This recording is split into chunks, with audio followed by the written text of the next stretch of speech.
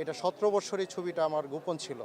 কারণ এই ছবির জন্য আমি 4-5টা মামলা খেয়েছি। তুমি তারেকের মতো আমার আরেকজন ছেলে। আমি আসছি ময়মনসিংহ বিভাগ থেকে, আমার বাড়ি ভালুকা। আমি ভালুকা পৌরসভার বর্তমান রানিং কাউন্সিলর।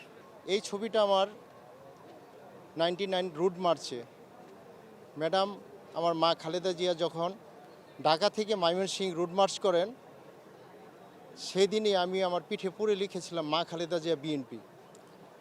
এটা আমার জিয়া পরিবারের প্রতি যে একটা দেশপ্রেম, সেটা প্রকাশের জন্য।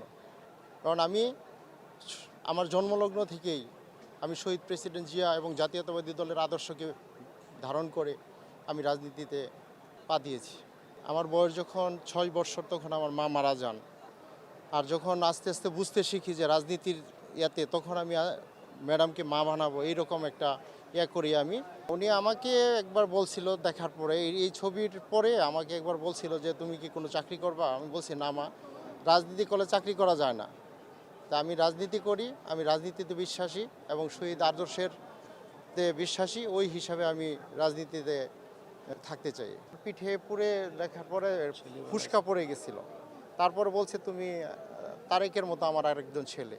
আজকে জানা যায় আসছি ছবিটি নিয়ে। এটা 17 বছর এই ছবিটা আমার গোপন ছিল।